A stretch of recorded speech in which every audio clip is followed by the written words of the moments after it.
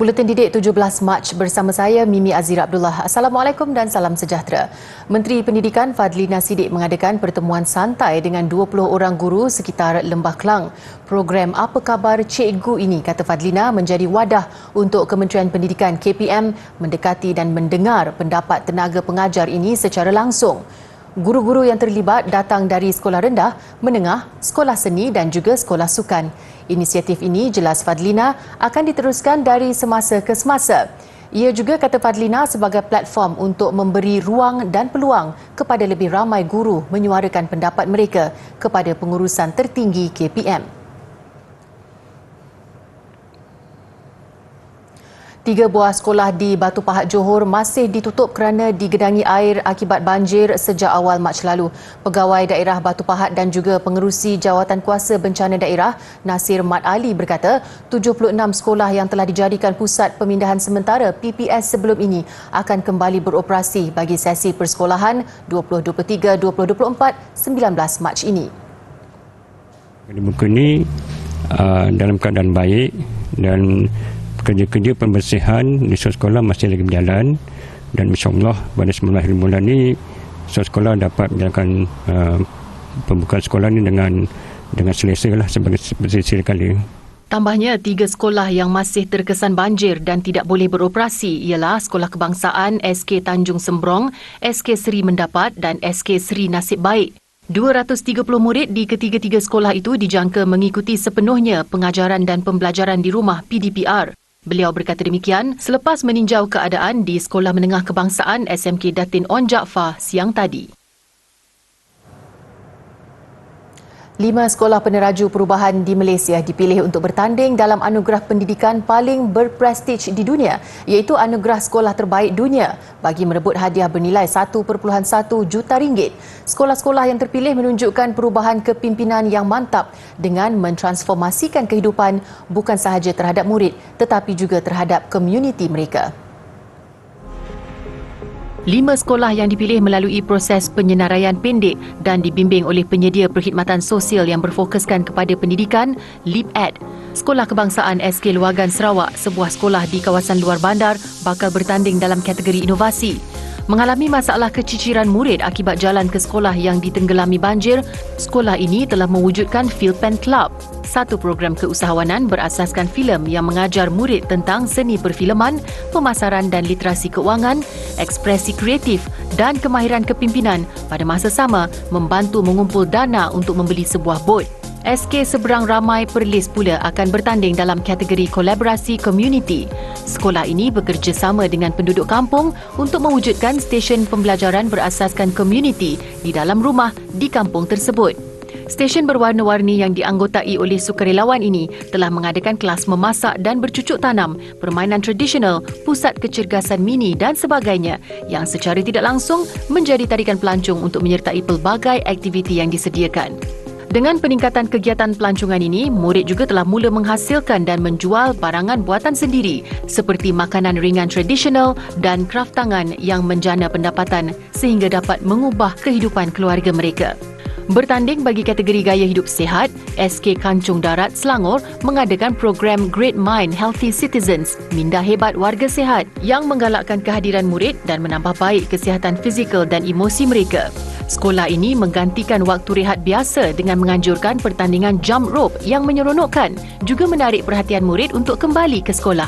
Pendekatan berimajinasi sekolah terhadap kesejahteraan murid mendorong peningkatan kehadiran dengan penambahbaikan dalam pengesanan data kesihatan murid bagi memastikan mereka dapat mencapai potensi di bilik darjah. Sementara itu, SK Demang Taha Melaka akan bertanding dalam kategori menangani cabaran. Sekolah ini telah menghadapi cabaran besar sewaktu penutupan ketika pandemik, termasuk pengasingan murid dan penurunan keyakinan diri. Ia menggunakan pendekatan keseluruhan menangani situasi itu dengan melibatkan pemimpin sekolah, kaki tangan pengajar dan kaki tangan bukan pengajar bagi mengadakan program pembelajaran berasaskan projek untuk pelbagai mata pelajaran yang telah pun menambah baik kehadiran, motivasi, harga diri, keyakinan dan pencapaian murid. Salah satu contoh, mempelajari bahasa Inggeris dengan menemu bual pelancong dan berlatih kemahiran matematik dengan menjual jeruk mangga yang turut membantu menjana pendapatan. Manakala SK Sri Permai Pulau Pinang yang bertanding bagi kategori inovasi telah mencipta meja Smart and Easy 2.0 dengan menambah laci yang boleh dikunci di meja untuk mengurangkan beban beg murid. Sekolah ini merancang untuk berkongsi ciptaan mereka dengan semua sekolah di Malaysia. Seterusnya, sekumpulan murid Sekolah Kebangsaan Sena di Kanga Perlis tampil dengan ciptaan inovasi yang memudahkan proses semburan racun pada hasil tanaman. Peralatan yang dipasang pada hujung tiub penyembur racun itu dinamakan sebagai Assistive Device Application for Maize atau ADAM. Projek inovasi ini dilakukan sekumpulan murid tahun 5 dengan bimbingan guru sekolah terbabit. Idea menghasilkannya tercetus selepas sekolah itu mengadakan lawatan ke kebun jagung di Kedah baru-baru ini. Barang yang kami menggunakan ialah corong kon, tiub silinder dan span. Nak guna dia kena mula-mula dia kena pasang pada hujung tiub penyembur racun.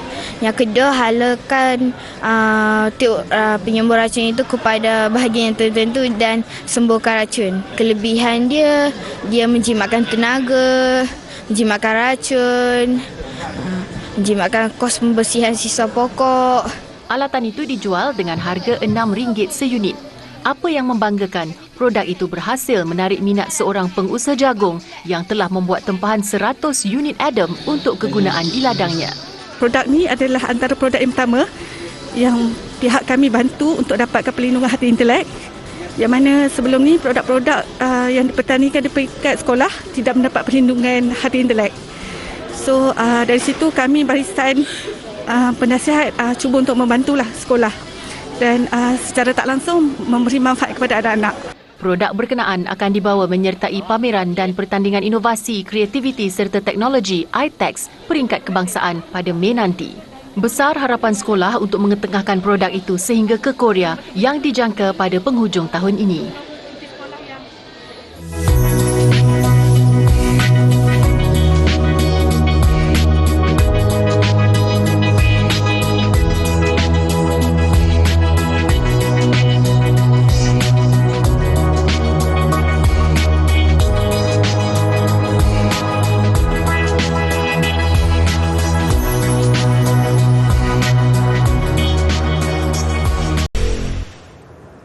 Siang tadi, Perdana Menteri Datuk Seri Anwar Ibrahim mencuba sendiri menu Siswa Rahmah yang diperkenalkan di Institusi Pengajian Tinggi. Beliau singgah makan tengah hari di kafeteria Randau Rasa, Universiti Kebangsaan Malaysia, UKM Bangi. Datuk Seri Anwar beramah mesra dengan mahasiswa yang mencuba beberapa menu Siswa Rahmah yang disediakan, antaranya ikan keli sambal, sayur dan ikan goreng. Selain wakil pelajar, Perdana Menteri turut ditemani Naib Chancellor UKM, Profesor Datuk Dr. Muhammad Ikhwan Toriman serta barisan kepimpinan tertinggi dan pengurusan universiti. Menu Siswa Rahmah adalah inisiatif Kementerian Pendidikan Tinggi KPT yang ditawarkan pada harga serendah RM3.50 dan sehingga kini sebanyak 20 universiti awam seluruh negara serta politeknik telah menawarkan menu itu. Ia sekaligus memberi manfaat kepada kira-kira 320,000 mahasiswa daripada kumpulan keluarga B40. Selesai menjamu selera, Perdana Menteri menyertai warga UKM menunaikan solat Jumaat di Masjid UKM yang terletak kira-kira 500 meter dari kafeteria Randau Rasa. Matematik sering dianggap sebagai satu mata pelajaran yang sukar. Ramai tidak menyedari subjek ini sering digunakan dalam pelbagai perkara dalam kehidupan kita. Sebagai usaha menimbulkan kesedaran itu, Pusat Pengajian Sains dan Matematik Universiti Teknologi MARA UiTM meraihkan International Day of Mathematics IDM dengan mengadakan pelbagai aktiviti menarik serta interaktif. Penolong Naib Chancellor Kolej Pengajian Pengkomputeran Informatik dan Media KPPIM, Profesor Teknologis Dr. Haryani Harun berkata pihaknya terpanggil untuk menambah kesedaran umum bagi menjadikan matematik sebagai ilmu kegunaan seharian. Kita akan dapat memertabatkan ilmu matematik itu kepada semua masyarakat, ya.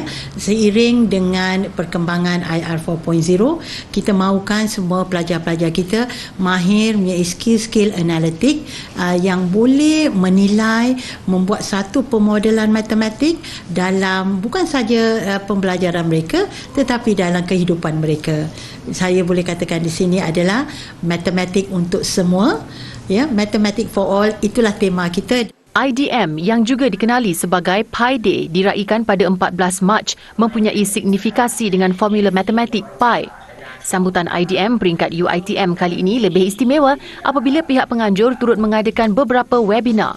Pertama sekali adalah Mathematical Olympiad. Ini adalah aktiviti yang utama untuk Hari Matematik yang kami anjurkan. Okey. So, tahun ni kita ada penambahan 4 lagi aktiviti iaitu art online. So di mana kita hantar membuka penyertaan kepada semua rakyat Malaysia. Okey, kepada semua rakyat Malaysia untuk menghantar drawing yang bertemakan matematik. Contohnya geometrik dan sebagainya lah, asalkan dia ada tema matematik kat situ. Okey, so selain daripada itu kita ada Reels Challenge.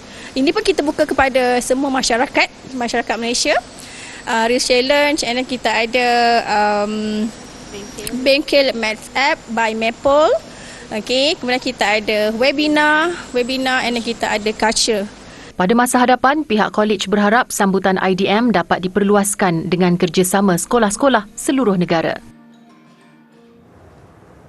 Gasing jantung adalah permainan tradisional masyarakat nelayan di negeri Terengganu pada masa dahulu yang kini semakin luput ditelan zaman.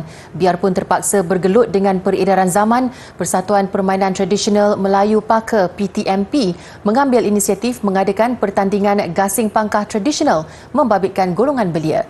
Ia bertujuan mengembalikan tradisi yang terkubur hampir 40 tahun itu. Pengurusinya Muhammad Faizal Razak berkata gasing jantung biasanya dimainkan oleh golongan nelayan bagi menghilangkan penat dan lelah selepas seharian berada di laut untuk mencari rezeki. Menurut Muhammad Faizal, pertandingan gasing pangkal tradisional itu melibatkan kolaborasi Badan Bukan Kerajaan NGO, Gabungan Anak Pakar JAP, Persatuan Kebajikan Melayu Islam dan Kelab Rukun Tetangga. Muhammad Faizal berkata pertandingan itu adalah acara sulung persatuan tersebut selepas penubuhannya pada tahun 2020 dan pertandingan melibatkan perlawanan antara 10 buah kampung di Paka dengan masih mengekalkan undang-undang tradisionalnya.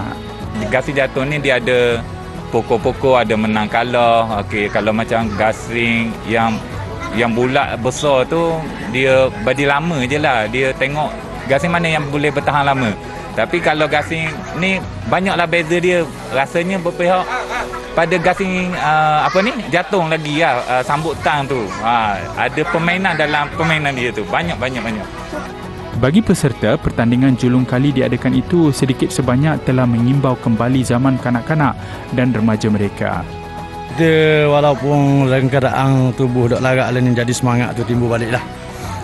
Timbul balik semangat kita dan kita pun rasa bangga dapat bangkitkan semula anak-anak muda kita dengan permainan tradisional ni.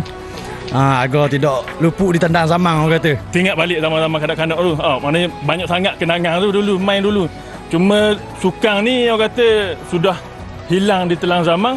Dan hari ni alhamdulillah rupa-rupanya kita tengok generasi hari ni, generasi Y ni ramai lagi yang berminat untuk bermain gasing ni.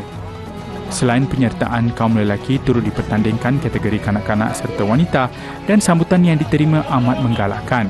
Bagi perancangan masa hadapan, PTMP akan memperkenalkan lagi beberapa jenis permainan tradisional yang popular pada zaman dahulu bagi mengelakkan ianya terus hilang di telan zaman.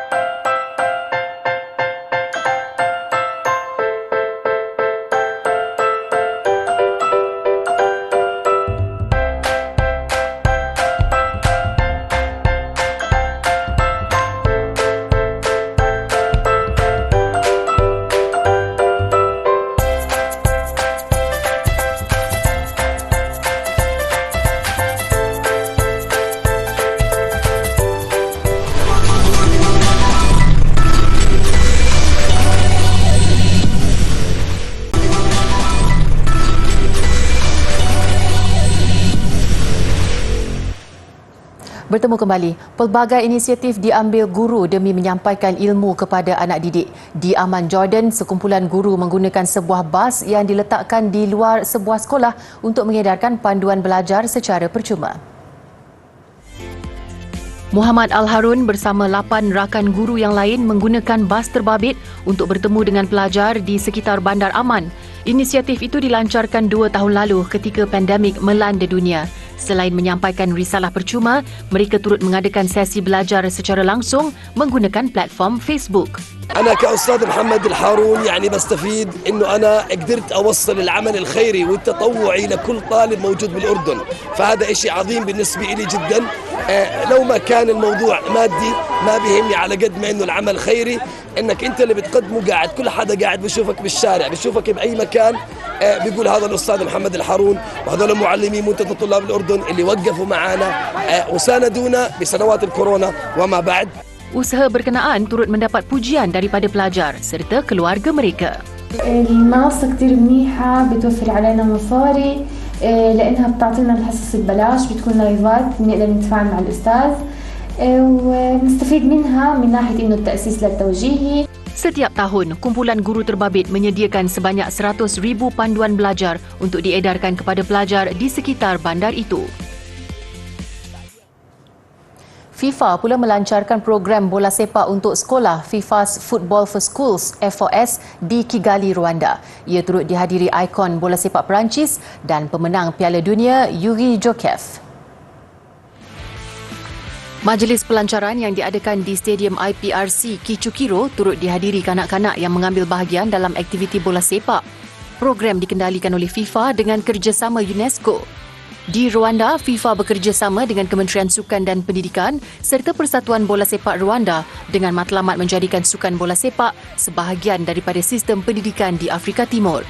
It means a lot for FIFA, but what is the most important is launching football for school in Rwanda and giving this opportunity to kids to combine two strong value and education and sport together. You know, is one of the best and important tool in the world. Program ini diharap dapat menyumbang kepada pendidikan, pembangunan dan pemerkasaan 700 juta kanak-kanak di seluruh dunia. Selain itu, ia juga bertujuan menjadikan sukan bola sepak lebih mudah diakses oleh kanak-kanak lelaki dan perempuan dengan memasukkan aktiviti itu ke dalam sistem pendidikan. Rangkaian sushi terkenal di Jepun mula menggunakan sistem kamera AI berikutan beberapa insiden tidak diingini yang tular. Kontroversi itu telah menyebabkan orang ramai enggan berkunjung ke restoran sushi kerana khawatir dengan tahap kebersihannya. Menurut syarikat Kura Sushi, kamera AI telah dipasang di pelantar bergerak atau conveyor belt di semua restorannya pada 2021 untuk mengira berapa pinggan yang diambil pelanggan. Namun berikutan gelagat jelik sesetengah pelanggan, fungsi AI ditambah baik untuk mengesan tingkah laku pelanggan yang mencurigakan. Sebaik dikesan, sistem AI akan menghantar peringatan kepada ibu pejabat dan pekerja di cawangan terlibat akan diarah untuk bertindak sewajarnya. Beberapa kes mengganggu operasi restoran sushi telah dilaporkan sejak awal tahun ini. Antaranya pelanggan menjilat cawan minuman dan meletak wasabi pada hidangan sushi di atas pelantar bergerak. Aksi dirakam turut dimuat naik ke media sosial lalu menimbulkan kemarahan dan kegusaran orang ramai.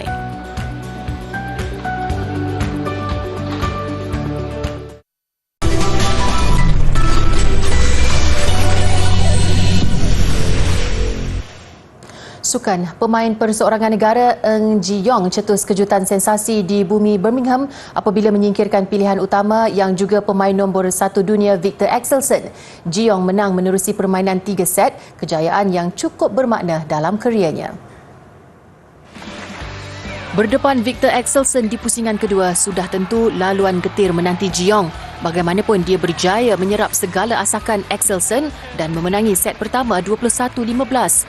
Bersambung set kedua, Axelsen bangkit mendominasi, menang 21-9, mengheret permainan ke set penentuan.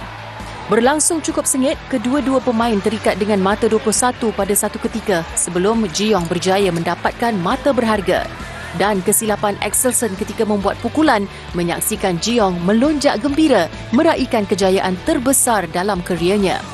Dia akan bertemu jago Cina Li Shifeng di peringkat suku akhir nanti.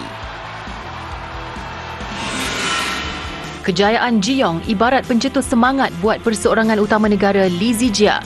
Berdepan pemain Jepun Kenta Nishimoto, Zijia tampil dengan aksi yang lebih meyakinkan apabila dia memenangi set pertama 21-15. Set kedua, Nishimoto cuba memberi cabaran, namun kawalan kemas Zijia menyaksikan dia terus mendominasi sebelum melengkapkan aksi dengan kemenangan 21-10. Di suku akhir hari ini, Zijia bakal bertemu seorang lagi jago Jepun, Kodai Naraoka. Saingan Liga Super kembali bersambung semalam dengan pertemuan Sri Pahang FC menentang Perak FC, antara yang menjadi tumpuan. Pahang garang mengatasi Perak 3-0, sementara Negeri Sembilan FC ceria merakam kemenangan pertama menundukkan Terengganu FC 2-1 di laman sendiri. Penguasaan disajikan Pahang sejak dari awal dengan Kepa Sherman memecah kebuntuan menerusi gol minit ke-13. Perak cuba bangkit selepas itu, namun beberapa percubaan yang dicipta sedikit tersasar. Minit ke-36, Pahang menggandakan jaringan. Umpanan Sherman berjaya disudahkan Stefano Brundo untuk kedudukan 2-0.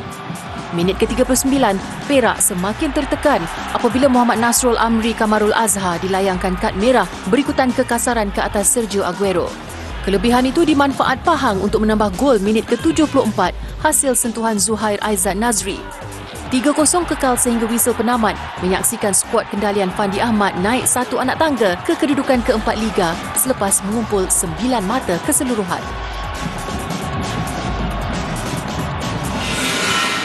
Sementara itu, di Stadium Tuanku Abdul Rahman di Paroi, tuan rumah Negeri Sembilan FC ceria merakam kemenangan pertama musim ini mengejutkan Terengganu FC 2-1. Awal permainan, pertahanan Negeri Sembilan sudah diuji. Beberapa peluang dicipta Terengganu, namun segalanya menemui jalan buntu. Sebaliknya, Negeri Sembilan terlebih dahulu di depan selepas Levi Madinda memecah kebuntuan pada minit ke-28. Usaha keras Terengganu akhirnya membuahkan hasil selepas Adisat Crezon menyamakan kedudukan sebelum rehat. Ketika penguasaan terus disajikan Terengganu pada babak kedua, kesilapan pertahanan mereka menyaksikan Negeri Sembilan berjaya menggandakan jaringan, kali ini hasil sentuhan Kasagran minit ke-67. Keputusan 2-1 kekal sehingga tamat perlawanan, kemenangan yang cukup penting buat skuad kendalian K. Devon yang kini mengumpul 5 mata di tangga ke-7 Liga. Baiklah, paparan orang ramai menikmati keindahan bunga sakura di Tokyo, Jepun mengakhiri buletin didik. Musim sakura di Jepun bermula 10 hari lebih awal tahun ini disebabkan perubahan iklim. Saya Mimi Azira Abdullah, salam hormat dan kita jumpa lagi.